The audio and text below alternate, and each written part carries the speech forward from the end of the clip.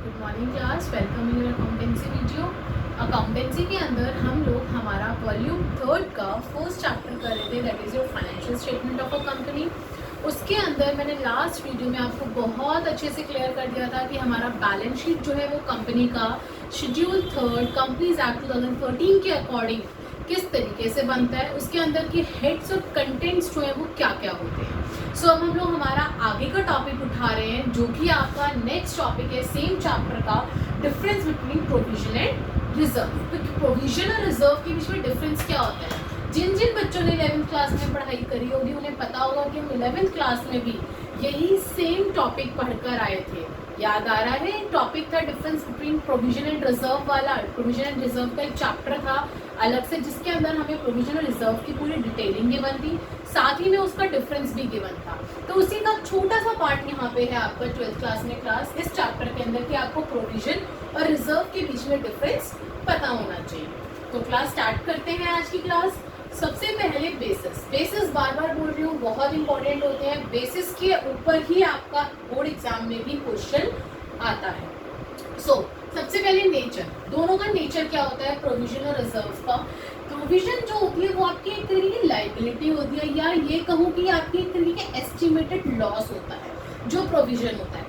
वहीं पे जो रिजर्व होता है ना, वो शेयर होल्डर्स मनी होता है। जो हमारा प्रॉफिट बचता है उसमें से हम लोग थोड़ा हिस्सा अलग से उठा के रख देते हैं, दैट इज योर रिजर्व। लेकिन जो प्रोविजन होते हैं वो हमारे एस्टिमेटेड लॉस होते हैं, वो उधारी होती है, वो लाइबिलिटी की टाइप होता है आपका कि हाँ भाई आपकी एक liability, it is a type of liability that कि आपको हो सकता है इन फ्यूचर वो लॉस बियर करना पड़े। तो ये होता है प्रोविजन एंड रिजर्व। आगे नेक्स्ट पॉइंट देखते हैं, इनका पर्पस क्या होता है, क्लास क्यों बनाए जाते हैं, प्रोविजन क्यों क्रिएट किया जाता है, आपका रिजर्व क्यों क्रिएट किया जाता है। फॉर सम स्पेसिफिक पर्पस, जो प्रोविजन होता है वो स्पेसिफिक पर्पस के लिए बनाया जाता है। For example depreciation, expenses, provision for doubtful debt, इस टाइप से। क्लियर है, एक्सेट्रा। नेक्स्ट रिजर्व किस लिए होता है क्लास, इट पर्पस, इसका क्या पर्पस होता है, like DRR। For example debentures के लिए हमने बनाया debenture reserve, debenture redemption reserve, DRR is your debenture redemption reserve. इस टाइप के रिजर्व्स बनाए जाते हैं। ये कभी भी may not be create for specific purpose, ये किसी स्पेसिफिक पर्पस के लिए क्रिएट नहीं किया जाता है class. Like journal reserve, journal reserve बनाते हैं ना हम लोग, वो कोई किसी स्पेसिफिक पर्पस के लिए थोड़ी बनाते हैं। वो तो जर्नली हमने हमारा एक मटका ले लिया, उठा के रखा, उसमें पैसे डालते हैं कि भाई इन फ्यूचर अगर हमें कोई लॉस हो जाएगा तो हम उसमें से पैसा निकाल के यूज कर सकते हैं। तो जर्नल रिजर्व फॉर एग्जाम्पल है आपका। नेक्स्ट है चार्ज और एप्रोप्रिएशन, चार्ज वर्सेस एप्रोप्रिएशन। मतलब जो प्रोविजन होता है वो हमेशा चार्ज किया जाता है against profit and it reduces the amount of profit. इससे क्या होता है, हमारे प्रॉफिट की अमाउंट जो है ना वो हमेशा कम होती है और एक चार्ज होता है। लेकिन वहीं पे जो रिजर्व है वो अप्रोप्रिएशन होता है प्रॉफिट का, only made when there is profit. ये सिर्फ रिजर्व। अरे एक बात बताओ ना भाई, उस मटके में तो जब ही पैसा डालोगे जब आपके पास एक्स्ट्रा होगा। घर में आप पैसा तभी तो साइड में उठा के रखोगे जब आपके पास एक्स्ट्रा पैसा होगा। तो वही वो चीज बोल रहा है, only made when there is profit. अगर प्रॉफिट होता है तभी आप अपना रिजर्व कर सकते हो। वहीं पे प्रोविजन के अंदर ये प्रॉफिट के अगेंस्ट चार्ज किया जाता है। इसके अंदर ये नहीं देखा जाता कि भाई प्रॉफिट हो रहा है या लॉस, इसके अंदर हमें एस्टिमेटेड लॉस देखना होता है, वो हम क्रिएट करें। नेक्स्ट है disclose in financial statement. Financial statement में हम प्रोविजन और रिजर्व को कहाँ डिस्क्लोज करते हैं क्लास। प्रोविजन जो होता है shows under expenses in statement of P&L। जो भी हम आगे पढ़ने वाले हैं इसके बाद next topic that is your format of statement of profit and loss account. तो ये वही बोल रहा है कि statement of profit and loss account के अंदर ये एक्सपेंसेस के अंडर शो किया जाता है। वहीं पे जो रिजर्व है it shown in balance sheet under share holders fund. Reserve अभी हम कर आए थे पिछली वीडियो में, जिसने मेरी वीडियो देखी है, नहीं देखी तो जाकर देखिए कि हमने पूरा फॉर्मेट सीखा था बैलेंस शीट का। उसके अंदर मैंने लिखवाया भी था इक्विटीज एंड लायबिलिटीज में पहला head that is your share holders fund, उसमें सेकेंड उसका सब हेड था रिजर्व एंड सरप्लस। तो ये उसके अंदर आता है। आगे बढ़ते हैं, डिस्क्लोजर इन बैलेंस शीट। दोनों का बैलेंस शीट में कहाँ डिस्क्लोजर होता है क्लास, जो प्रोविजन है या आपका लॉन्ग टर्म प्रोविजन भी बन सकता है और शॉर्ट टर्म प्रोविजन भी बन सकता है। दोनों आते हैं आपके बैलेंस शीट में, चाहे तो वो लॉन्ग टर्म प्रोविजन के नाम से और चाहे तो वो शॉर्ट टर्म प्रोविजन के नाम से। और दूसरा क्या है, under deduction from the value of concern asset. जिस एसेट्स का आपने प्रोविजन बनाया है वो ये प्रोविजन उस कंसर्न्ड एसेट्स में से हम लोग डिडक्ट करके दिखाते हैं कौन सी side, asset side balance sheet में। वहीं पे जो रिजर्व है it shown as a separate item under reserve and surplus in the equity and liability of balance sheet. Equity and liability balance sheet के अंदर जो इक्विटी एंड लायबिलिटी साइड होती है उसमें आपको ये सेपरेट आइटम शो किया जाता है as a reserve and surplus, जैसा भी हम लोग पिछले क्लास में देख कर आए थे, पिछले वीडियो में देख कर आए थे। नेक्स्ट है इन्वेस्टमेंट आउटसाइड बिजनेस। इन्वेस्ट कहाँ किया जाता है आउटसाइड बिजनेस में, प्रोविजन में या रिजर्व में? क्या है इसका पूरा पर्पस? देखिए, प्रोविजन में can not be invested outside. Provision बाहर इन्वेस्ट कर सकते हो क्या? ये तो अपने आप में एक एस्टिमेटेड लॉस होता है, इसे कैसे आप बाहर इन्वेस्ट कर सकते हो? नहीं कर सकते ना। वही वो चीज बोल रहा है, it can't be invested outside. वहीं पे जो रिजर्व है, it can be invested outside the business, in that case known as fund. अगर हमारे पास पैसा ज्यादा हो गया रिजर्व में, एक्स्ट्रा पैसा जो हमने संभाल के रखा वो ज्यादा हो गया और हम चाहते हैं हम उससे एक नई बिल्डिंग खरीद लें या हम उससे कुछ नया इन्वेस्ट पैसा कर लें, उसको हम कहीं लगा लें, तो वो उसका जब हम लोग पैसा लगाते हैं ना तो उसका नाम बदल जाता है और उस केस में वो क्या कहलाता है? फंड कहलाता है। Last point, legal requirement. Legal requirement क्या है दोनों की? प्रोविजन के अंदर it made to compile with actual concept. ये किस किस कंसेप्ट से होता है? एक्चुअल कंसेप्ट से, prudence concept and also become of legal requirement. इसको लीगल रिक्वायरमेंट है, मतलब ये होना चाहिए आपकी कंपनी में, प्रोविजन हमेशा बनता है। वहीं पे रिजर्व की बात करूं, creating a reserve is a matter of financial prudence, यानी कि जब हम प्रोविजन की बात करते हैं तो ये कंसेप्ट के अंडर आता है और ये आपको बनाना पड़ता है। लेकिन जहाँ पे रिजर्व की बात आती है, भाई रिजर्व तो जब करोगे ना पैसा जब आपके पास फाइनेंशियली प्रूडेंस यानी कि फाइनेंशियली पोजीशन आपकी कंपनी की अच्छी होगी। अगर फाइनेंशियल पोजीशन अच्छी नहीं है तो रिजर्व कहाँ से आप कर लोगे? जैसा भी हमने ऊपर पढ़ा था, ये एप्रोप्रिएशन प्रॉफिट का है, जब बनता है जब आपके पास प्रॉफिट होता है। सो क्लास, ये एक छोटा सा पार्ट था आपका प्रोविजन एंड रिजर्व के डिफरेंस का। अब हम लोग हमारा सेकंड फॉर्मेट स्टार्ट करते हैं, that is your format of statement of profit and loss account. ये क्लास अभी हम लोगों ने हमारा डिफरेंस देखा कि प्रोविजन और रिजर्व के बीच में डिफरेंस क्या है, ठीक है। अब मैंने बोला था अब हम लोग मेन पार्ट देखने वाले हैं क्या कि आपका statement of profit and loss account का फॉर्मेट। अभी हम लोगों ने इससे पहले आप लोगों ने बैलेंस शीट का फॉर्मेट देखा था, बहुत अच्छे से सारे कंटेंट समझे थे। अब इस वीडियो के अंदर हम लोग हमारा statement of profit and loss account का फॉर्मेट देखेंगे और उसका सारे अच्छे से कंटेंट्स को समझेंगे। सो क्लास, आइए सबसे पहली चीज, जैसे मैंने बैलेंस शीट में कहा था आप लोगों को part 1 schedule 3 of companies act 2013 लिखना है, उसी तरीके से statement of profit and loss के फॉर्मेट में पहली लाइन होनी चाहिए part 2 schedule 3 of companies act 2013। उसके बाद आपको लिखना है statement of profit and loss for the year, जिस भी ईयर का आप बना रहे हैं। क्लियर है? आगे इसका फॉर्मेट होता है particulars, note number, current year और प्रीवियस ईयर। 4 कॉलम बन गए हमारे। अब ध्यान से सुनना क्लास, इस फॉर्मेट को आपको एज इट इज याद करना है, इसको ऊपर नीचे मत करना। ये मत सोचना कि हाँ भाई चलो एक अमाउंट ऊपर और एक नीचे कर देंगे तो आंसर तो सेम आएगा। क्लास बार बार बोल रही हूँ, अकाउंट्स में आंसर के नंबर नहीं है, अकाउंट्स में आपके फॉर्मेटिंग के, अकाउंट्स में आपके किस तरीके से आपने स्टेप वाइज क्वेश्चन किया है उसके नंबर होते हैं। सो प्लीज बहुत ध्यान से देखना। सबसे पहले प्रॉफिट और लॉस निकालना है हमें स्टेटमेंट से, तो सबसे पहले हम लोग इसमें नंबर 1 पे लेते हैं रेवेन्यू फ्रॉम ऑपरेशंस, यानी कि जो बिजनेस एक्टिविटी हम रन कर रहे हैं, जो बिजनेस एक्टिविटी हमारी चल रही है, उससे हमें क्या रेवेन्यू हुआ, उससे हमें कितना पैसा मिला है, वो आ जाएगा रेवेन्यू फ्रॉम ऑपरेशंस में।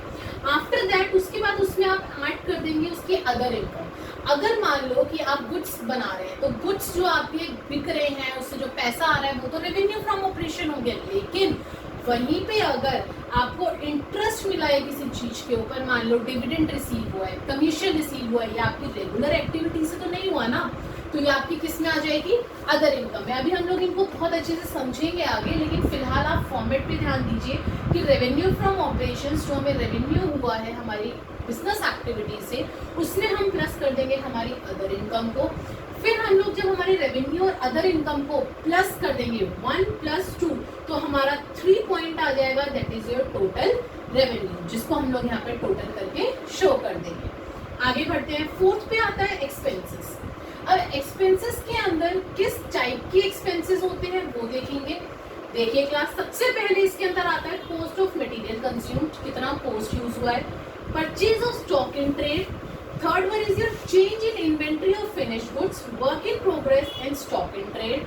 After that employees benefit expenses, कितना खर्चा एम्प्लॉयज के बेनिफिट पर गया है, फाइनेंस कॉस्ट कितनी आई है, डेप्रिसिएशन कितना लगा है, एमोटाइजेशन कितना हुआ है class, and last one is your other expenses, जो ऊपर बच गया वो सारा अदर एक्सपेंसेस। और इन सबको टोटल कर देंगे तो हमारा आ जाएगा टोटल एक्सपेंसेस, जो कि हम लोग बाहर शो कर देंगे। क्लास, एक चीज और बताती हूँ, बहुत इंपॉर्टेंट बात है, ये गलती मत कर देना, पता चले एम्प्लॉय बेनिफिट एक्सपेंस ऊपर लिख दिया, कॉस्ट ऑफ रॉ मटेरियल नीचे लिख दिया, ये गलती मत करना। आपको ये फॉर्मेट एज इट इज याद होना चाहिए और आपको पेपर में भी एज इट इज जिस हिसाब से यहाँ पे मैंने रैंकिंग करी है उसी हिसाब से आपको उसमें लिखना है। अगर गलती से भी आपने डेप्रिसिएशन को फर्स्ट पे डाल दिया, कॉस्ट ऑफ मटेरियल कंज्यूम को नीचे 6 नंबर पे डाल दिया, गलत हो जाएगा पूरा क्वेश्चन, फिर कोई फायदा नहीं है। आंसर सही आएगा लेकिन क्वेश्चन की फॉर्मेटिंग गलत हो जाएगी और उसके मार्क्स कट जाएंगे। आगे बढ़ते हैं। अब टोटल एक्सपेंसेस आ गए हमारे। अब हम लोग इस केस में क्या करते हैं कि क्लास, जो टोटल रेवेन्यू है, जो हमारा टोटल रेवेन्यू आया थर्ड पॉइंट, उसमें से हम लोग हमारे खर्चों को माइनस करते हैं, तभी तो हमें प्रॉफिट पता चलेगा ना भाई। जितना पैसा हमारे पास है, जितनी हमारी इनकम हुई है, रेवेन्यू हुआ है, उसमें से हम लोग हमारे खर्चे निकाल देंगे, तब हमें पता चलेगा कि हमारा एग्जिट प्रॉफिट कितना हुआ। तो वही यहाँ पे किया है 5th पॉइंट पे, प्रॉफिट बिफोर टैक्स। टैक्स से पहले प्रॉफिट कितना है कि हमने रेवेन्यू में से एक्सपेंसेस को माइनस कर दिया, तो हमारा प्रॉफिट निकल गया बिफोर टैक्स। वहीं पे जब हमने लेस कर दिया टैक्स, अब हम टैक्स भी दे दिया गवर्नमेंट को, अगर कोई टैक्स क्वेश्चन में गिवन है तो हमने टैक्स भी पेड कर दिया। अब टैक्स पेड करने के बाद जो पैसा आपके पास बचाना, यानी कि 5 - 6 प्रॉफिट बिफोर टैक्स में से जब हमने टैक्स माइनस कर दिया तो आपको बचा प्रॉफिट आफ्टर टैक्स, यानी कि एग्जिट प्रॉफिट कंपनी को कितना हुआ है। तो इस स्टेटमेंट से हम लोग पता लगाते हैं कि भाई हमारी कंपनी को प्रॉफिट हुआ या लॉस, और अगर प्रॉफिट हुआ तो कितना प्रॉफिट हुआ आफ्टर टैक्स पेड करने के। ठीक है, तो ये था इसका फॉर्मेट। अब एज इट इज फॉर्मेट आपको याद होना चाहिए। हम लोग एक एक करके इसके हेड्स और कंटेंट पे चलते हैं। जैसे हमने बैलेंस शीट के एक एक हेड्स और कंटेंट्स को सीखा था, उसी तरीके से हम इसके कंटेंट्स को सीखेंगे। सबसे पहले आता है आपका revenue from operations. Revenue from operations, अभी मैंने आपको बताया कि रेवेन्यू फ्रॉम ऑपरेशंस का मतलब होता है वो रेवेन्यू जो आप अपने रेगुलर एक्टिविटीज से कमा रहे हो। जिस चीज का आप बिजनेस कर रहे हो, मान लो आप गुड्स का बिजनेस कर रहे हो, कुछ गुड्स बनाने का, मैन्युफैक्चरिंग का कर रहे हो, तो गुड्स से जो पैसा आ रहा है, जो रेवेन्यू हो रहा है, वो आएगा इसके अंदर, उसका सेल परचेज का आएगा सारा। देखिए, first revenue from operation, revenue earned from regular business operations. For example, sale of good sale करी है आपने, या सेल ऑफ सर्विसेज, या फिर आपने सेल करी है सर्विसेज की। अगर आप सेल कर रहे हैं तो पैसा आ रहा है ना, परचेज, अगर रॉ मटेरियल परचेज कर रहे हैं तो पैसा जा रहा है, वो तो खर्चा हो गया। लेकिन जब आप सेल कर रहे हैं, अपनी गुड्स को सेल कर रहे हैं, तो पैसा आ रहा है, तो सेल ऑफ गुड्स आ गया आपका रेवेन्यू में, सेल ऑफ सर्विसेज आ गया। वहीं पे sale of scrap. Sale of scrap क्यों आया? स्क्रैप यानी कि जब हम कूड़ा बेचते हैं। क्लास, हम लोगों के घर में जो न्यूज़पेपर्स हो गए या जो हमारी एक्स्ट्रा बुक्स हो गई या कुछ भी हो गया, जब वो स्क्रैप बन जाता है तो हम उसे फेंक देते हैं, कबाड़े में बेच देते हैं, करते हैं ना, बट वो हमारे लिए रेगुलर नहीं है। क्यों? क्योंकि वो हमारा महीने, 2 महीने, 6 महीने में होता है। लेकिन मैं अगर बिजनेस की बात करूं, अगर आप बिजनेस कर रहे हैं, बिजनेस में अगर आप मैन्युफैक्चर कर रहे हैं कुछ, जब मैन्युफैक्चर कर रहे हैं तो सोचिए मशीन में से डेली अगर आपकी कंपनी में 10 मशीन चल रही हैं तो कितनी स्क्रैप निकलती होगी। प्रोडक्ट जब बनता होगा तो स्क्रैप भर भर के स्क्रैप निकलता है, तो वो उनके लिए रेगुलर होता है। जब वो अपने स्क्रैप को बेचते हैं ना, सेल करते हैं अपने स्क्रैप को रेगुलर उस पे बेसिस पे, हर तीसरे दिन में, हर चौथे दिन में वो अपना स्क्रैप बेच रहे हैं, तो वो क्या होगा आपका, इनकी रेवेन्यू फ्रॉम ऑपरेशन हो जाएगा। After that, commission received is also your revenue from operation. ठीक है, ये तो हो गई हमारी नॉर्मल मैन्युफैक्चरिंग कंपनीज की बात। लेकिन अगर मैं बात करूं फाइनेंस कंपनी की क्लास, फॉर एग्जाम्पल जैसे मुथूट है, मनपूर्णा है, जैसे इस टाइप की जो आपकी फाइनेंस कंपनीज होती है जिनका काम ही इन्वेस्ट करना होता है, इन्वेस्टमेंट का होता है, उनके लिए कौन कौन सी एक्टिविटीज, कौन कौन सी चीजों से आपका रेवेन्यू फ्रॉम ऑपरेशन आता है। देखिए क्लास ध्यान से, इंटरेस्ट रिसीव्ड ऑन इन्वेस्टमेंट। जब उन्हें इंटरेस्ट रिसीव्ड हो रहा है इन्वेस्टमेंट पे, भाई उनका काम ही इन्वेस्टमेंट का है, इन्वेस्टमेंट करना, इन्वेस्टमेंट बेचना, खरीदना, उनका काम ही यही चल रहा है। तो जब वो इंटरेस्ट रिसीव करते हैं इन्वेस्टमेंट पे तो वो उनकी रेगुलर रेवेन्यू फ्रॉम ऑपरेशंस में आता है। डिविडेंड रिसीव करना, gain on sale of investment, अगर उन्हें इन्वेस्टमेंट पे प्रॉफिट हुआ है, गेन हुआ है, तो वो उनके लिए रेगुलर है, वो उनकी रेवेन्यू फ्रॉम ऑपरेशन में आएगा। लेकिन क्लास अगर उन्हें गेन हुआ है फिक्स्ड एसेट्स पे, अगर फाइनेंस कंपनी को फिक्स्ड एसेट्स बेच के गेन हुआ है, क्या उनका फिक्स्ड एसेट्स बेचने का काम रेगुलर बेसिस पे है? नहीं ना। तो वो उनका क्या होगा? अदर इनकम होगा। उस केस में वो उनका रेवेन्यू फ्रॉम ऑपरेशंस नहीं कहलाएगा। क्यों? क्योंकि उनका मेन काम तो इन्वेस्टमेंट का है। तो फिक्स्ड एसेट्स को बेच के उन्हें गेन जो हो रहा है वो उनकी रेवेन्यू फ्रॉम ऑपरेशन में कैसे आ सकता है? तो वो किसमें चला जाएगा? अदर इनकम में चला जाएगा। क्लियर है? आगे बढ़ते हैं। ये था आपका revenue from operation. I hope कि रेवेन्यू फ्रॉम ऑपरेशन आपको क्लियर हो गया होगा। अब हम हमारे नेक्स्ट स्टेप पे बढ़ते हैं, that is your other income. Other income के अंदर क्या आता है? वो सारी इनकम जो कि आपको अपनी रेगुलर एक्टिविटीज से ना होके दूसरी जगह से हो रही है। जैसे मैन्युफैक्चरिंग की मैंने बात करी, तो मैन्युफैक्चरिंग मैंने बोला डिविडेंड रिसीव्ड। क्या डिविडेंड रिसीव्ड आपका रेगुलर बेसिस पे है? नहीं। तो वो क्या होगी मैन्युफैक्चरिंग कंपनीज के लिए? Other income. वहीं पे ही मैंने फाइनेंस का भी बताया कि अगर वो डिविडेंड रिसीव कर रहा है वो उसके लिए रेवेन्यू फ्रॉम ऑपरेशंस है, लेकिन अगर वो फिक्स्ड एसेट्स को बेच के गेन कर रहा है तो वो क्या हुआ उसके लिए? Other income.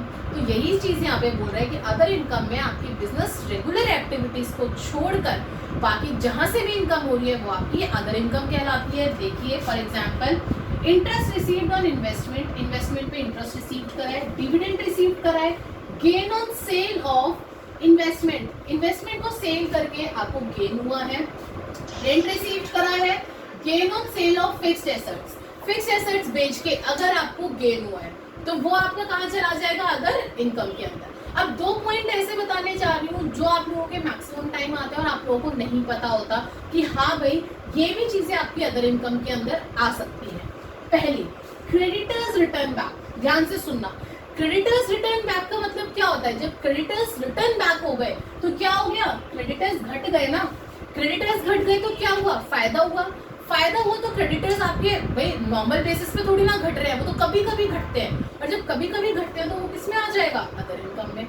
उसी तरीके से मैं बात करूँ एक्सेस प्रोविजन फॉर डाउटफुल डेब्ट की, अगर जब डाउटफुल डेब्ट था वो आपने एक्सेस में बनाया है, वो रिटर्न बैक हो गया, एक्सेस प्रोविजन जो है डाउटफुल डेब्ट का वो रिटर्न बैक हो गया, तो ये इट मींस क्या हुआ? जो आपका पीडीडी है यानी कि प्रोविजन फॉर डाउटफुल डेब्ट है वो कम हो गया, डिक्रीज हो गया। अब डिक्रीज हो गया, प्रोविजन फॉर डाउटफुल डेब्ट रेगुलर बेसिस पे तो डिक्रीज होगा नहीं, है ना, कभी कभी होगा, तो वो किसमें चला गया? आपका अदर इनकम। ये चीजें कोई बताता नहीं है, ये चीजें वो है जो जर्नल आपको पता होनी चाहिए, और इस टाइप के क्वेश्चंस आपके एग्जाम में आ जाते हैं। तो ये था आपका अदर इनकम। आई होप कि ये सेकंड पॉइंट भी आपको क्लियर हो गया होगा। अब जब हमने रेवेन्यू फ्रॉम ऑपरेशन सीख लिया, हमने अदर इनकम सीख लिया, इसका मतलब थर्ड पॉइंट तो आपको अपने आप आ गया। कैसे? कि रेवेन्यू फ्रॉम ऑपरेशन और अदर इनकम को अगर हम प्लस कर दें तो हमारा टोटल रेवेन्यू आ जाता है, that is your third point. Clear है? अब बात आती है फोर्थ पॉइंट की, दैट इज योर एक्सपेंसेस। अब एक्सपेंसेस में हम एक एक एक्सपेंस को ध्यान से समझते हैं कि एक्सपेंस आपका कौन कौन सा लगता है आपका इसके अंदर statement and profit and loss के अंदर। सबसे पहला एक्सपेंस है कॉस्ट ऑफ मटेरियल कंज्यूम्ड। इसका मतलब क्या होता है? आ जाइए इधर, फोर्थ पॉइंट एक्सपेंस का पहला, that is your cost of material consumed. यहाँ पे पहले मैं मटेरियल वर्ड का मतलब क्लियर कर देना चाहती हूँ, इसका मतलब है रॉ मटेरियल। यहाँ पे जो मटेरियल वर्ड बोल रहा है it means raw material, so it means material used in manufacturing goods. वो रॉ मटेरियल जो कि आप अपने मैन्युफैक्चर कर रहे हो गुड्स को, उस टाइम पे जो खर्चा आता है, cost of raw material consume, यानी कि मटेरियल को कंज्यूम करने में जब आप मैन्युफैक्चर कर रहे हैं गुड्स को, उस टाइम पे जो खर्चा आता है वो सारा किसमें चला जाता है? कॉस्ट ऑफ मटेरियल कंज्यूम्ड में। इसे निकालने का तरीका क्या होता है क्लास? ओपनिंग रॉ मटेरियल में प्लस करेंगे परचेजेस रॉ मटेरियल और माइनस कर देंगे जो लास्ट में आपके पास क्लोजिंग रॉ मटेरियल बचेगा, तो आपका वैल्यू निकल कर आ जाएगी cost of material consumed. Clear है? ये तीन पॉइंट अच्छे से क्लियर हो गए होंगे। अब आगे नेक्स्ट एक्सपेंस देखते हैं हम लोग, purchases of stock in trade. किस क्लास? अभी हम लोगों ने हमारा कॉस्ट ऑफ मटेरियल कंज्यूम देखा कि जो हमारा एक्सपेंस है कॉस्ट ऑफ मटेरियल कंज्यूम, उसका मतलब क्या होता है? कितना कॉस्ट हमने मटेरियल को कंज्यूम करने में यूज करा, और दूसरी चीज मैंने उसका भी आपको फॉर्मूला बताया, opening raw material plus purchases minus closing raw material. अब हम लोग नेक्स्ट हमारे एक्सपेंस के ऊपर बढ़ते हैं, that is your purchase of stock in trade. Plus पहली चीज की ये आपको हमेशा गिवन होता है आपके क्वेश्चन में, लेकिन फिर भी आपकी सेटिस्फेक्शन के लिए मैं इसका आपको एक बार मतलब बता देना चाहती हूँ। इसका मतलब क्या होता है? Purchase of stock in trade का मतलब होता है means goods purchases for reselling, यानी कि वो गुड्स जो कि हम लोग परचेज करते हैं just only for reselling, that is your purchase of stock in trade. एक कंपनी है, परचेज दो, मान लो कि कंपनी नंबर 1 है, कंपनी नंबर 2 है। एक कंपनी ने पेपर परचेज करा, दूसरी ने भी करा, वहीं पे जो पहली कंपनी थी उसने उसे रीसेल कर दिया हाथ किया, तो इसे कहेंगे purchase of stock in trade. लेकिन वहीं पे जो सेकंड कंपनी है, जब उसने उस पेपर को मैन्युफैक्चर करके रजिस्टर्स बनाए, गुड्स बनाए, तो उसको क्या कहेंगे? Cost of material consumed. समझ आई बात कि दोनों में फर्क क्या होता है, कॉस्ट ऑफ मटेरियल कंज्यूम्ड में और purchase of stock in trade में?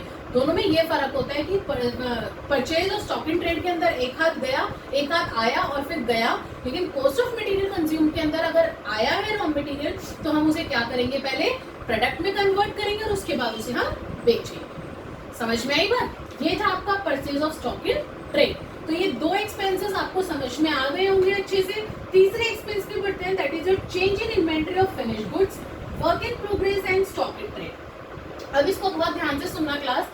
Change in inventory of finished goods, work in progress and stock in trade, इसका मतलब क्या होता है? सबसे पहली चीज चेंज, किसी भी चीज का चेंज निकालते हैं तो हम लोग हमेशा माइनस करते हैं, that opening inventory minus closing inventory. कुछ बच्चे सोच रहे होंगे मैम क्लोजिंग माइनस ओपनिंग करते हैं, लेकिन क्लास जो आप क्लोजिंग माइनस ओपनिंग करते हो ना, वो आप अपने इकोनॉमिक्स के अंदर करते हो, नेशनल इनकम के अंदर। जब हम नेशनल इनकम के अंदर चेंज निकालते हैं ना, चेंज इन इनकम, तो उसमें हम करते हैं क्लोजिंग माइनस ओपनिंग। लेकिन ये अकाउंट्स है, अकाउंट्स के अंदर जब हम चेंज निकालते हैं फिनिश गुड्स का, वर्क इन प्रोग्रेस का, स्टॉक इन ट्रेड का, तो हमारा जो फॉर्मूला होता है वो होता है opening inventory minus closing inventory. याद रखना है इस चीज को, इकोनॉमिक्स वाला फंडा यहाँ मत लगा देना, गलत हो जाएगा आंसर। पहली चीज। दूसरी चीज आप लोगों की, this change of inventory will be calculated separately for, ये तीनों के लिए अलग अलग निकाले जाते हैं, तीनों का चेंज जो है वो अलग अलग निकाला जाता है। फिनिश गुड्स का अलग होता है, वर्क इन प्रोग्रेस का अलग होता है और स्टॉक इन ट्रेड का अलग होता है। तीनों का अलग अलग चेंज निकाला जाएगा। अब तीनों में फर्क क्या है, ध्यान से देखना, मैं तीनों का फर्क बता रही हूँ। एक मैन्युफैक्चरिंग कंपनी है और एक ट्रेडिंग कंपनी है। आप लोग हमेशा से ये पढ़ते आए हैं कि इन्वेंट्री और स्टॉक हमेशा इक्वल होता है। इक्वल कैसे होता है, क्यों बोला जाता है कि इन्वेंट्री और स्टॉक एक ही चीज है? सो क्लास देखो, सबसे पहले हमारे पास एक कंपनी है, मैन्युफैक्चरिंग कंपनी है, ठीक है। उसने अपना रॉ मटेरियल मंगवाया, उसके पास रॉ मटेरियल है, रॉ मटेरियल से उसने आगे अपना काम स्टार्ट करवाया, मशीन स्टार्ट करवाई, यानी कि वो आपका वर्क क्या हो गया? प्रोग्रेस में हो गया, वर्क इन प्रोग्रेस में चला गया आपके जो रॉ मटेरियल था। जब काम खत्म हुआ, काम खत्म होने के बाद जब आपके पास गुड्स रेडी हो गए, तो क्या क्या हो गया? वो आपके फिनिश गुड्स कहलाएंगे। जब आपके वर्क इन प्रोग्रेस खत्म हो गया, गुड्स बनते चले गए, वो आगे जाके जब कन्वर्ट हुए, किस में कन्वर्ट हुए? फिनिश गुड्स में कन्वर्ट हुए। ये तो थी बात मैन्युफैक्चरिंग की, लेकिन वहीं पे जब मैं ट्रेडिंग कंपनी की बात करूँ ना, तो ट्रेडिंग कंपनी क्या करती है? कुछ नहीं करती है, एक हाथ लेती है, यानी कि एक, जैसे मैंने ऊपर बताया, परचेज करे उसने पेपर, ट्रेडिंग कंपनी ने पेपर परचेज कर लिया और परचेज करके उसी टाइम उसने क्या करा? रीसेल कर दिया। 10 रुपए का पेपर खरीदा, 12 रुपए का बेच दिया। उसने कोई मैन्युफैक्चरिंग नहीं करी, कोई मशीन नहीं थी उसके पास, कोई फिनिश गुड्स नहीं था, आया और गया। तो ये कहलाता है स्टॉक इन ट्रेड। समझ में आई बात कि raw material, work in progress, finish goods और स्टॉक इन ट्रेड, चारों में फर्क क्या होता है? अब देखो, जो टॉपिक, जो एक्सपेंस हम पढ़ रहे हैं, change in inventory, finish goods, work in progress, stock in trade, क्या तीनों चीजें हैं? वर्क इन प्रोग्रेस है, फिनिश गुड्स है, स्टॉक इन ट्रेड है, तीनों चीजें हैं, लेकिन रॉ मटेरियल नहीं है। यहाँ पे रॉ मटेरियल का चेंज क्यों नहीं है? क्योंकि रॉ मटेरियल का खर्चा हम लोग ऊपर करके आ चुके हैं। जो रॉ मटेरियल का खर्चा था वो हम लोग हमारे पहले एक्सपेंस में कॉस्ट ऑफ मटेरियल कंज्यूम में डाल चुके हैं, तो इसलिए रॉ मटेरियल का खर्चा हम लोग कभी भी इसके अंदर नहीं दिखाते। Done in point number 3। Point number 3 यानी कि जो हमने पॉइंट नंबर 3 लिया था, आपका पहला एक्सपेंस जो था वो हम लोग कर चुके हैं उसके अंदर, इसलिए रॉ मटेरियल इसमें ना दिखा के इसमें सिर्फ हम इन तीनों का अलग अलग चेंज दिखा देंगे। और आई होप कि चारों के बीच में आपको डिफरेंस भी अब पता चल गया होगा। तो ये था हमारा तीसरा खर्चा, that is your change in inventory of finished goods, work in progress and stock in trade. Next खर्चे पे आते हैं, that is your employ benefit expense. नाम से पता चल रहा होगा क्लास कि वो खर्चा जो हम एम्प्लॉयज के बेनिफिट के लिए करते हैं, जो कंपनी एम्प्लॉयज के बेनिफिट के लिए करती है, वो खर्चा। अब उसके अंदर क्या क्या आ जाता है आपका, सबसे पहले सैलरीज एंड वेजेस, भाई एम्प्लॉय के बेनिफिट के लिए दे रहे हैं हम उसको सैलरी एंड वेजेस। बोनस या लीव एनकैशमेंट, किसी ने लीव नहीं ली, हमने उसको उस लीव का पैसा दिया है।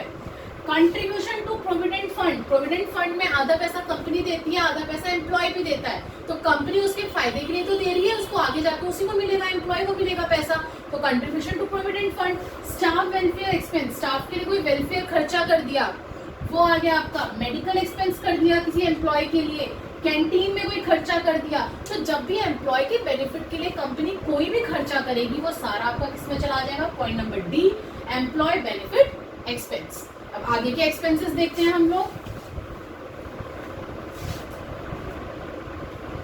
यस क्लास, अभी हम लोग हमारे कुछ एक्सपेंसेस देख चुके हैं। अब आगे का नेक्स्ट एक्सपेंस है आपका फाइनेंस कॉस्ट। अगला एक्सपेंस है पॉइंट नंबर ई, फाइनेंस कॉस्ट। फाइनेंस कॉस्ट होता क्या है, नाम से समझ में आ रहा होगा, फाइनेंस यानी कि पैसे को इकट्ठा करने वाला कॉस्ट। फॉर एग्जाम्पल, मैं एग्जाम्पल बताती हूँ। फॉर एग्जाम्पल आपकी एक कंपनी है, ठीक है, अब कंपनी को पैसा चाहिए, पैसा मतलब क्या होता है, फाइनेंस होता है। कंपनी को जब पैसा चाहिए होता है तो कंपनी क्या करती है, शेयर होल्डर्स को बोलती है कि भाई पैसा लगाओ। कुछ डिबेंचर्स से पैसा इकट्ठा करती है, कुछ वो बैंक से पैसा इकट्ठा करती है। लेकिन जब वो अपना पैसा इकट्ठा कर रही है, उस टाइम पे जब उसने शेयर होल्डर्स को इशू करा है शेयर्स, उस टाइम पे कुछ खर्चा आया होगा इशू के टाइम पे। जब उसने डिबेंचर्स लिए, जब उसने डिबेंचर्स इशू करे, डिबेंचर होल्डर्स बोलेंगे भाई हमें भी तो इंटरेस्ट चाहिए, उस टाइम पे खर्चा। देन उसके बाद जब बैंक से कंपनी ने पैसा लिया, बैंक से बोला कि भाई हमें लोन दे दो, तो वो बैंक को भी तो इंटरेस्ट पेड करेगी वापस कंपनी। बैंक भी तो कहेगा कि भाई तुम मुझसे पैसा ले रहे हो, मुझे इंटरेस्ट भी तो दोगे ना। तो ये जो खर्चे होते हैं ना, जब हम लोग हमारे पैसे को इकट्ठे करते वक्त जब हमारा खर्चा आता है, वो कहलाता है आपका फाइनेंस कॉस्ट। जैसे देखिए, interest paid on debentures, debentures को हम लोग जब इंटरेस्ट पेड करते हैं, interest paid on borrowing, bank से हमने बोरो किया पैसा, उसके बदले में हम उसे क्या देंगे, इंटरेस्ट पेड करेंगे। शेयर इशू एक्सपेंसेस, जब हम शेयर इशू कर रहे हैं उस टाइम पे जो हमारा खर्चा आ रहा है वो आ जाएगा आपका। Commission paid for deposit mobilisation. अब ये क्या होता है, डिपॉजिट मोबिलाइजेशन का मतलब होता है क्लास कि जब भी कंपनी बैंक से बोलती है कि भाई, बैंक पूछता है कंपनी से कि भाई तुम्हें पब्लिक का कुछ पैसा चाहिए, तो कंपनी बोलती है हाँ मुझे तो चाहिए पैसा।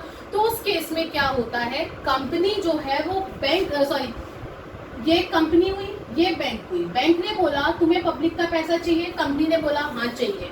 तो बैंक ने बोला अगर मैं तुम्हें पैसा दिलवाऊंगा उसके बदले में तुम मुझे क्या कमीशन दोगे।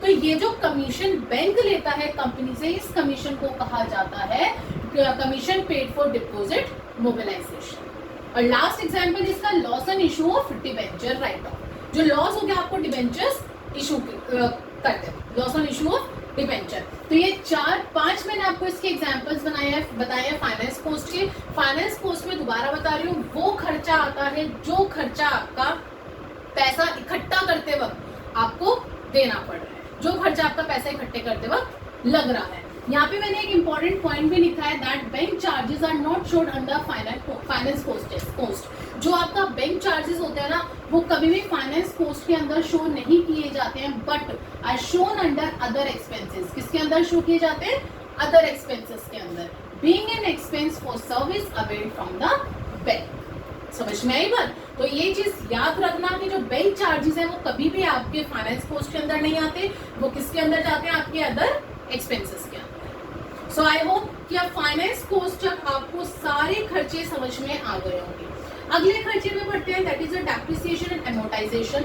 डेप्रिसिएशन एमोर्टाइजेशन आप लोगों को बहुत अच्छे से पता है, फिर बता देती हूँ। डेप्रिसिएशन का मतलब होता है fall in the value of tangible assets, जब हमारी टेंजिबल एसेट्स की वैल्यू गिर जाती है। और वहीं पे एमोर्टाइजेशन में fall in the value of intangible assets like patents, goodwill, जब ये राइट ऑफ होते हैं, जब इनकी वैल्यू कम होती है इंटेंजिबल एसेट्स की, वो कहलाते हैं एमोर्टाइजेशन। क्लियर है।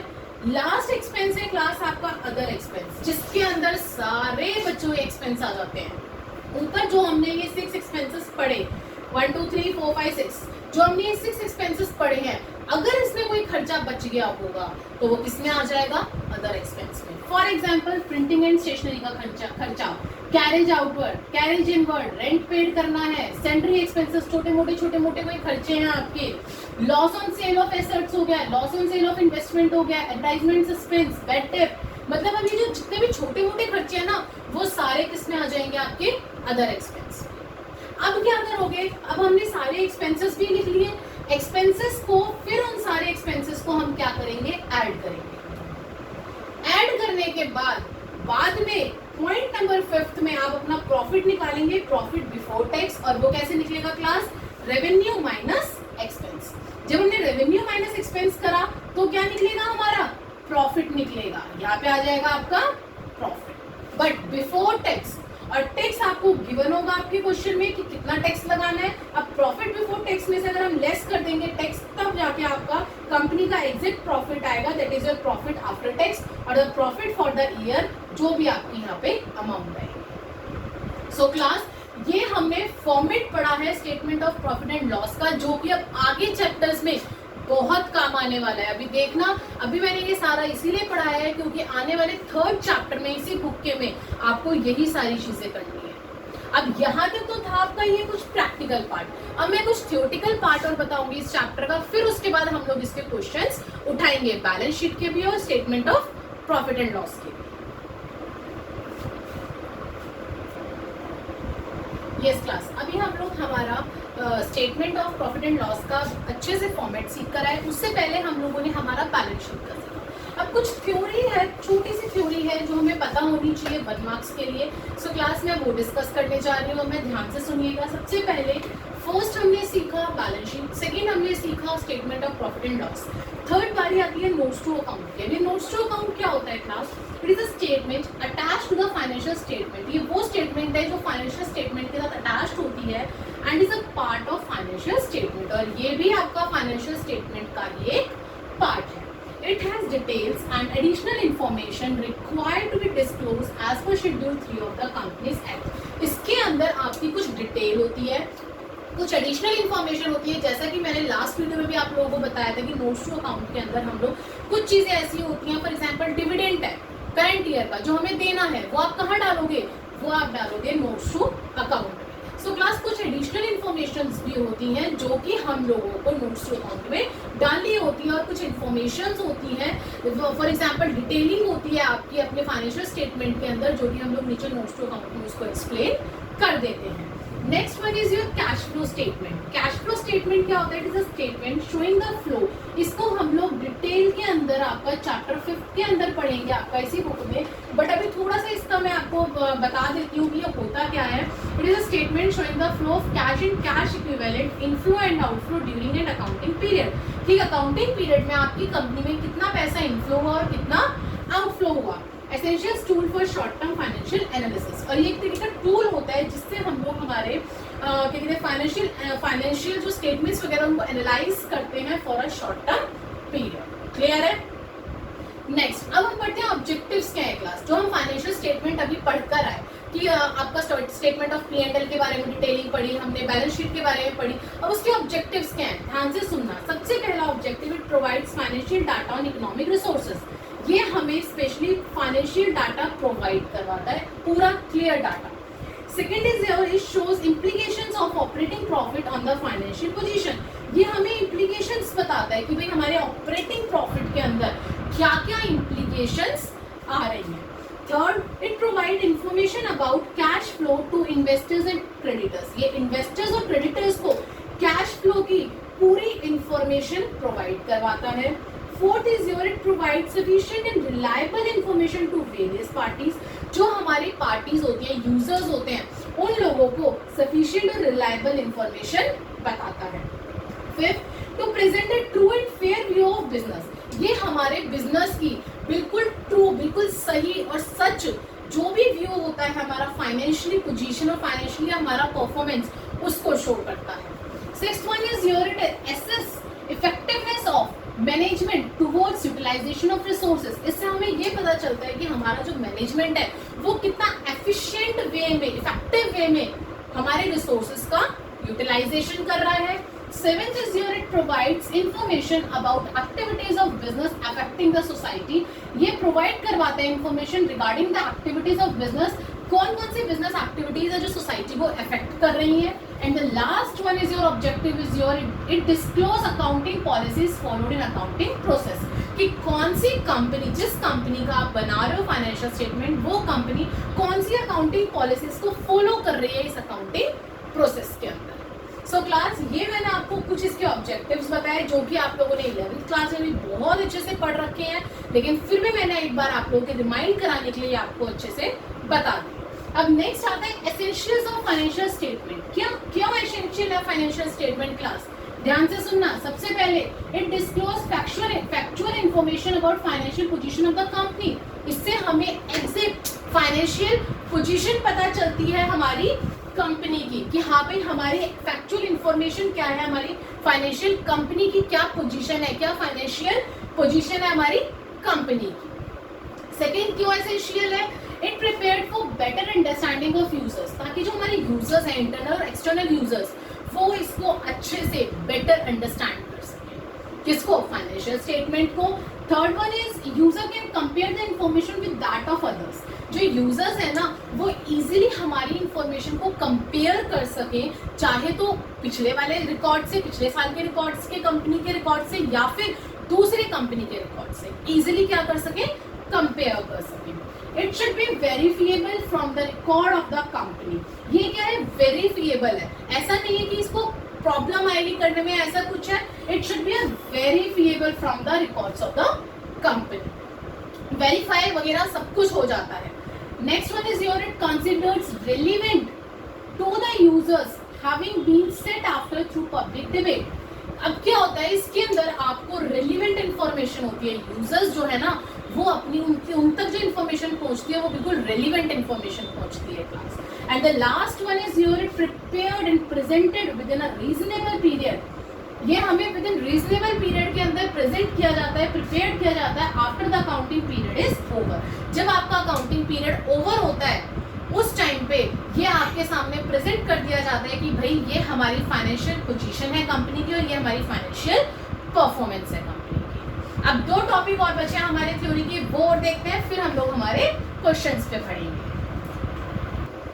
इस क्लास अभी हमने ऑब्जेक्टिव्स और एसेंशियल्स देखे फाइनेंशियल स्टेटमेंट के. अब हम लोग हमारे कुछ यूजर्स और लिमिटेशंस देखते हैं फाइनेंशियल स्टेटमेंट के. सबसे पहले हम लोग देखते हैं कौन कौन सी पार्टीज हैं इंटरेस्टेड होती हैं फाइनेंशियल स्टेटमेंट में, या तो इसे ये कह लो, या फिर और यूजर्स ऑफ फाइनेंशियल स्टेटमेंट ये कह लो कि हमारे फाइनेंशियल स्टेटमेंट के यूजर्स कौन कौन होते हैं. 2 यूजर्स होते हैं क्लास. एक होते हैं इंटरनल यूजर्स, एक होते हैं एक्सटर्नल यूजर्स. अब इंटरनल यूजर्स कौन से होते हैं और एक्सटर्नल यूजर्स कौन से होते हैं, ध्यान से सुनना. इंटरनल यानी कि जो कंपनी के अंदर के होते हैं, और एक्सटर्नल यानी कि जो कंपनी से जुड़े तो होते हैं लेकिन कंपनी के बाहर होते हैं. तो कंपनी के अंदर कौन कौन होता है? Share holders. क्यों? क्योंकि उन्होंने पैसा कंट्रीब्यूट करा है. मैनेजमेंट. क्यों? क्योंकि वो चाहते हैं कि हमारा प्रॉफिट इंक्रीज हो. Third one is employ. Employ क्यों? एम्प्लॉय क्यों इंटरेस्टेड होते हैं फाइनेंशियल स्टेटमेंट में? वो चाहते हैं अगर प्रॉफिट होगा तो हमें बोनस मिलेगा. क्लियर है? उसी तरीके से एक्सटर्नल यूजर्स होते हैं. एक्सटर्नल में सबसे पहले बैंक और फाइनेंशियल इंस्टीट्यूशंस. ये क्यों इंटरेस्टेड होते हैं जानने में कि भाई कंपनी का फाइनेंशियल स्टेटस क्या है? क्योंकि to ensure safety and recovery of loan. भाई उन लोगों ने लोन दे रखा है कंपनी को, अगर प्रॉफिट अर्न करेगी तो तभी तो कंपनी लोन का पैसा वापस करेगी बैंक को, वरना कहाँ से पैसा आएगा. दूसरा, investors and potential investors. Investors जिसने पैसा लगा रखा है, पोटेंशियल इन्वेस्टर्स जो सोच रहा है पैसा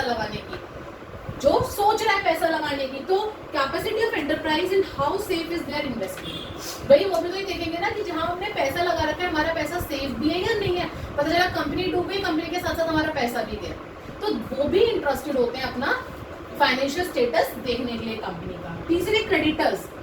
टू सेटिस्फाई देमसेल्फ कि भाई हमें हमारा पैसा मिलेगा नहीं मिलेगा वापस. Next one is your government. Government क्यों इंटरेस्टेड होती है class? To compile nation income accounts, कि भाई हम लोगों को टैक्स देंगे नहीं देंगे ये लोग, हमारे पास टैक्स का पैसा आएगा नहीं आएगा, प्रॉफिट अर्न करेगी तभी कंपनी, तभी तो हमारे पास टैक्स का पैसा आएगा. तो इसलिए गवर्नमेंट भी इंटरेस्टेड होती है ये जानने में कि फाइनेंशियल स्टेटस क्या है कंपनी का. Next one is your SEBI. SEBI क्या होती है? Weather company with in its limit and interest of investors is well protected. SEBI इसलिए इंटरेस्टेड इंटरेस्टेड होती है कि कंपनी जो अकाउंटिंग पॉलिसीज है, प्रोसीजर्स है, उन्हें फॉलो कर रही है नहीं कर रही है। पता चले कुछ भी अपनी मनमर्जी से चले जा रही है और जो इन्वेस्टर्स है वो सेटिस्फाइड नहीं है, तो सेबी को ये चीजें ध्यान में रखनी होती है। इसलिए सेबी इंटरेस्टेड होती है कंपनी के फाइनेंशियल स्टेटमेंट्स को देखने में। तो ये कुछ यूजर्स थे जिनको बहुत इंटरेस्ट होता है, जिन यूजर्स ने जिसमें पैसा लगा रखा होता है जिस कंपनी में, वो यूजर उस कंपनी की फाइनेंशियल स्टेटमेंट देखने में इंटरेस्टेड होता है। अब बात करते हैं लिमिटेशंस की। भाई जहाँ पे इतना एडवांटेजेस आए, इतनी अच्छी अच्छी चीजें आई, वहाँ पे कुछ नुकसान भी तो होगा। तो फाइनेंशियल स्टेटमेंट का सबसे बड़ा और सबसे पहला आपका नुकसान होता है बेस्ड ऑन हिस्टोरिकल डाटा, कि हिस्टोरिकल डाटा के ऊपर बेस्ड होता है। हमेशा इसके अंदर हम लोग हिस्ट्री की वैल्यूज लेके चलते हैं, पीछे जब हमने खरीदी है कोई एसेट्स तब की वैल्यू डालते हैं, हम लोग इसकी कभी भी मार्केट वैल्यू या प्रेजेंट वैल्यू नहीं डालते हैं। सबसे बड़ा इसका डिसएडवांटेज। दूसरा, इट अफेक्टेड बाय एस्टिमेट्स। हम इसके अंदर एस्टिमेट्स लगाते हैं कि लॉसेस का एस्टिमेट्स हम लोग इसके अंदर लेके चलते हैं कि हाँ भाई अगर हमें कोई लॉस हो रहा है फ्यूचर में वो हम लोग डालेंगे, लेकिन अगर कोई गेन हो रहा है तो वो नहीं डालेंगे। क्यों भाई? फिर तो लॉस भी मत डालो या फिर गेन डालो। तो ये इसका दूसरा लिमिटेशन है। तीसरा है डिफरेंट अकाउंटिंग प्रैक्टिसेस, यानी कि आप जो है अपनी अकाउंटिंग प्रैक्टिसेस को चेंज नहीं कर सकते। अगर आपकी कंपनी ने डेप्रिसिएशन के लिए SLM यूज कर लिया तो आपको SLM ही चलाना पड़ेगा। आप बार बार इसको चेंज नहीं कर सकते कि एक साल आपने SLM चला लिया, दूसरे साल WDV चला लिया, फिर दोबारा SLM पे आ गया। आप ये चीज नहीं कर सकते। अगर आपने एक मेथड यूज करा है तो आप उसी को कंटिन्यू करेंगे। Fourth one, do not show qualitative element. अब हमारी मैनेजमेंट कितनी मेहनत कर रही है, कितनी ज्यादा, बट कोई फायदा नहीं है। क्यों? क्योंकि उनकी मेहनत को शो थोड़ी ना करा जा रहा है, वो मनी की टर्म्स में थोड़ी ना है, वो तो अपना नॉर्मल काम कर रहे हैं। उनको हम लोग अकाउंट्स में थोड़ी ना शो कर सकते कि हाँ भाई किस मैनेजमेंट के बंदे ने कितनी मेहनत करी, नहीं शो कर सकते ना।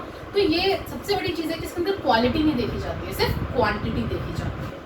Next one is your it's ignore the price level changes और प्रेजेंट वैल्यू ऑफ एसेट्स। अभी जैसे मैंने पहले बताया, फर्स्ट आपका लिमिटेशन कि हिस्टोरिकल डाटा देखता है, ये प्रेजेंट वैल्यू नहीं देखता है एसेट्स की। क्या प्राइस लेवल में चेंजेस आ रहा है इसको कोई मतलब नहीं है अकाउंट्स को। अकाउंटिंग में सिर्फ आपका हिस्ट्री का जो भी आपका अमाउंट है वो देखा जाएगा, परचेज वैल्यू देखी जाएगी, ना कि मार्केट वैल्यू या प्रेजेंट वैल्यू देखी जाएगी।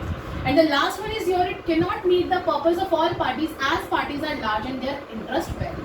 अब फाइनेंशियल स्टेटमेंट हर पार्टी की ख्वाहिश को पूरी नहीं कर सकती है कि हाँ भाई जो पार्टी चाहती है, यानी कि जो ये यूजर्स चाहते हैं वो हो जाए कंपनी में। क्यों? क्योंकि यूजर्स इतने सारे हैं, हर यूजर का इंटरेस्ट वेरी करता है, कोई कुछ चाहता है, कोई कुछ चाहता है, कोई कुछ चाहता है, तो हर किसी की पर्पसेस को ये लोग मीट नहीं कर पाते हैं क्लास। ये भी इसका लिमिटेशन है। सो क्लास आज की वीडियो के अंदर हम लोगों ने हमारा मेन जो सबसे मोटी चीज पढ़ी है वो ये पढ़ी है that statement of profit and loss account का फॉर्मेट, जो कि आपका थर्ड चैप्टर के अंदर आएगा और वो बहुत इंपॉर्टेंट है, जिसमें से आपका 4 मार्क्स का एक क्वेश्चन बनता है। सो क्लास आज की वीडियो का थ्योरी प्लस आपकी प्रैक्टिकल दोनों आई होप कि आपको समझ आ गया होगा। अब हम लोग आगे नेक्स्ट वीडियो में हमारे क्वेश्चंस उठाएंगे इन टॉपिक से रिलेटेड, बैलेंस शीट से रिलेटेड, या आपका शेयर कैपिटल कैसे निकालते हैं जो 3 मार्क्स में आपका बोर्ड में आता है उससे related. So please like share and subscribe the channel, ताकि अब जो आगे हम इंपॉर्टेंट क्वेश्चंस करने वाले हैं इस चैप्टर से रिलेटेड वो आप तक इजीली पहुंच सके। Thank you.